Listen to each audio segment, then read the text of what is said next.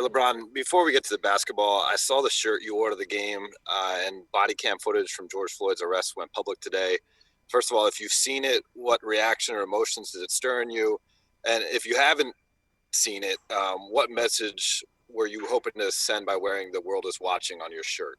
I have not seen the video yet, Dave. I intend to watch it. Um, but at the end of the day, I was thinking about the other day when we played the Raptors, and we kneeled for two national anthems, and I think it was a little bit over 4 minutes. And we actually, as a unit, as a team, had to switch our knees over from one knee to the other knee because they started to get sore, started to start hurting a little bit, and that's just a little over 4 minutes. And you think about 8 minutes and 46 seconds, of an officer having his knee in someone's throat for that long.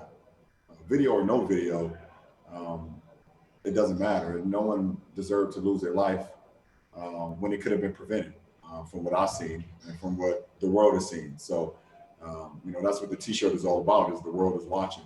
Everyone knows the time, everyone knows what's going on. You saw all the, great protests that went on, throughout the whole world, supporting us here in America, but more importantly, supporting George Floyd and his family. So that's what it was about. We're on transitioning to tonight.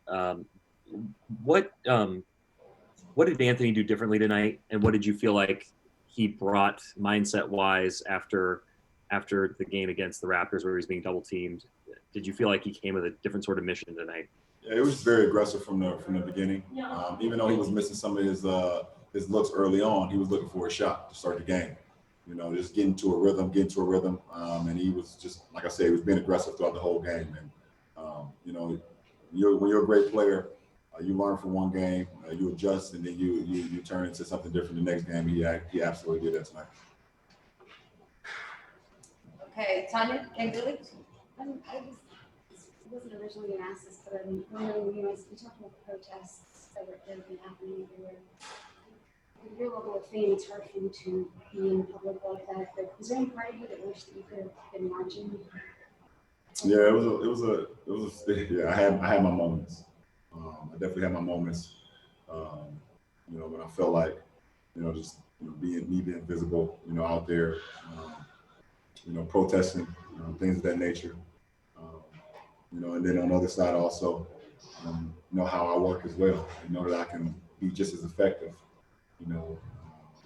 by the way I work, using my platform, using my voice, doing the things that I've been doing, behind closed doors, to be very effective as well. So there was part of me that was like, I wish I was out there as well, in the front line, for sure.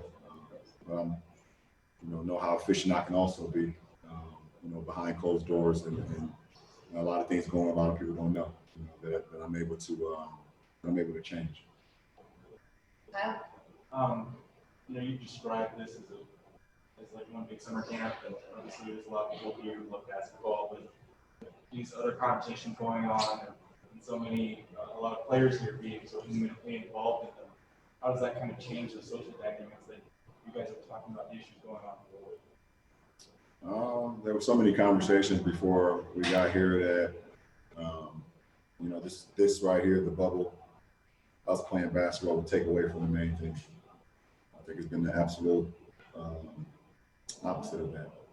It's given us the opportunity to every single day speak about, feel passionate about whatever's going on in our personal lives, whatever is going on in society, us trying to make a change, being dynamic, being heard, and using this platform, which is the NBA, is the most popular game in the world.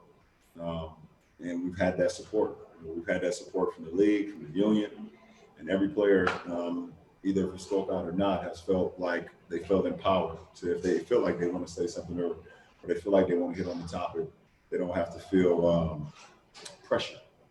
They don't have to feel like they won't be heard, like they won't be supported. And that's been very. It's been a great thing to see, that we've been able to, as a league and as every individual, been able to voice, their truth. I'll take a few more questions.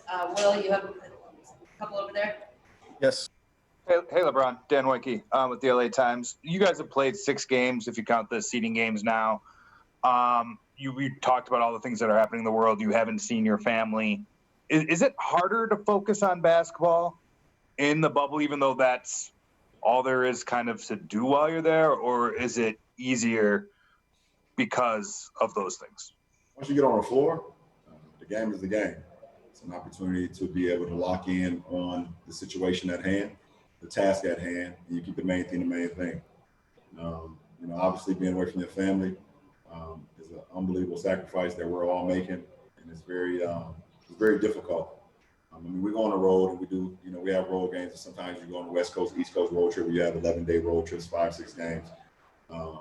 And sometimes even when you play in the Olympics, you could be away from your family from a little bit because you're traveling from country to country, but nothing has ever compared to this. So it's a huge sacrifice that we're all making. I miss the hell out of my family, my wife, my kids, my mother, and so on and so on. So, it's a huge challenge. It's a huge challenge to be able to stay locked in because at the end of the day, when you get on the floor, you have a job to do. And me personally, I have a job to do to continue to make this team go in the right direction. So I'm able to lock in on that, and then at the same time, keep my family, keep my loved ones in my heart and my mind as well. Last question, Mark Medina. Given the protests that happened the last 2 months, to speak out on systemic racism, the good work that you and others have been doing, what's your overall outlook on what changes can come Within the next year? Yeah. What we continue to do what we've been doing here. Every day is its own challenge, as we've seen in 2020. Every day is the unknown, so you try to make the most out of you can make out of that one particular day. So I try to be as great as I could be today, both on and off the floor, and then we go into tomorrow with the same mindset. But we all know that it's a big opportunity coming up in November with the election, and we all have an opportunity. If we say we want change, we have to make change. I think leadership is very, it's a dynamic thing, and it's key to anything in this world. No matter if you're talking about sports or politics or household, or running a family, you have to have a leader that can that you feel confident in. So I think November is very huge.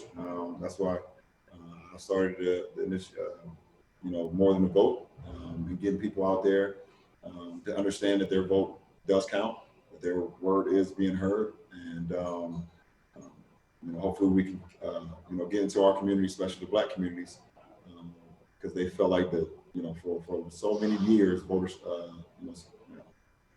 suppression, you just feel like oppression. Just like they don't believe that their votes count. They don't believe that they can go and affect change. And that's something that I grew up feeling the same way. I never believed that in a small community, in a Black community, that people really listen to you, or that you can actually go cast the ballot and your votes actually count.